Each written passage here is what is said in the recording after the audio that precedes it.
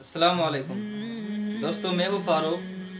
बहुत दिनों के बाद आज मैं फिर से आप लोगों के सामने आया एक न्यू वीडियो के साथ, जिसमें आज हम बात करेंगे जिन और इंसान की तख्लीक के असल मकसूद के बारे में। तो आप लोग मेरे साथ वीडियो के आखिर तक बने रहे। तो चलिए बगैर लेट किए वीडियो को स्टार्ट कर देते हैं।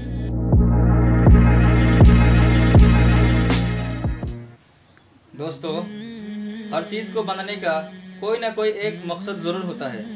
इसी तरह अल्लाह ताला ने जो हमें पैदा किया है, इसका भी एक ख़ास मकसद है।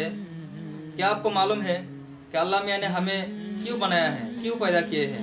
तो सुन लीजिए, अल्लाह ताला खुद कुरान करीम में फरमा रहे हैं सूरह ज़ारियत के आखिर में, वमा खलक़तुल जिन्न वल इंसा इल्ला लियअबुदून। तर्जमा, और मैंने जिन और इंसान को इसलिए पैदा किया ताकि वो मेरी इबादत करे। इस आयत करीमा का मतलब ये है कि अल्लाह ताला खुद फरमा रहे हैं कि मैंने जिन्नों और इंसानों को सिर्फ दुनिया तलब करने के लिए और उस तलब में मुनहमिक होने के लिए नहीं पैदा किया, बल्कि उन्हें इसलिए बनाया ताकि वो मेरी इबादत करे और उन्हें मेरी मारिफत हासिल हो। अब देखिए एक बात, पूरे 24 घंटे में सिर्फ 5 वक्त की नमाज हम पर फर्ज है, और ये 5 वक्त की नमाज अदा करने में ज़्यादा से ज़्यादा 1 घंटा का टाइम लगता है। क्या हम 24 घंटे में से ओनली 1 ही घंटा अल्लाह की इबादत के लिए नहीं दे सकते, जबकि हम पैदा ही किए गए अल्लाह की इबादत करने के लिए?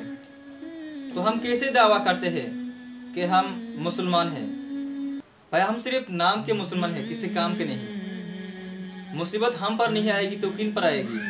एक छोटी सी मिसाल देकर मैं आप लोगों को समझा रहा हूँ। ये जाहिर सी बात है कि अगर हम किसी मजदूर को उसका अजर दे देते हैं, फिर अगर वो मजदूर काम ना करे ठीक से, तो हमें भी लगता है कि उसकी पिटाई करे। बात सही है ना? हाँ दोस्तों, इसी वजह से हम पर एक के बाद एक मुसीबत आती ही जा रही है।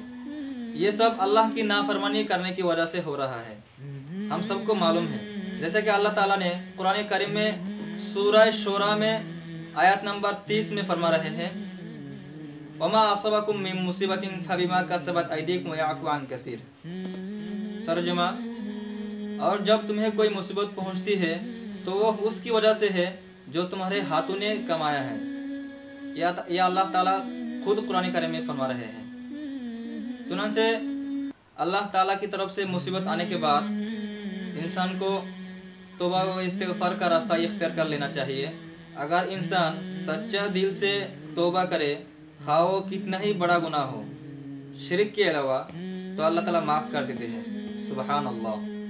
दोस्तों, तौबा के बारे में और ज़्यादा बात करनी थी, लेकिन वीडियो बहुत लंबी हो जाएगी, इसलिए इस वीडियो में नहीं, अगले वीडियो इंशाल्लाह तौबा के सिलसिले में लाएंगे।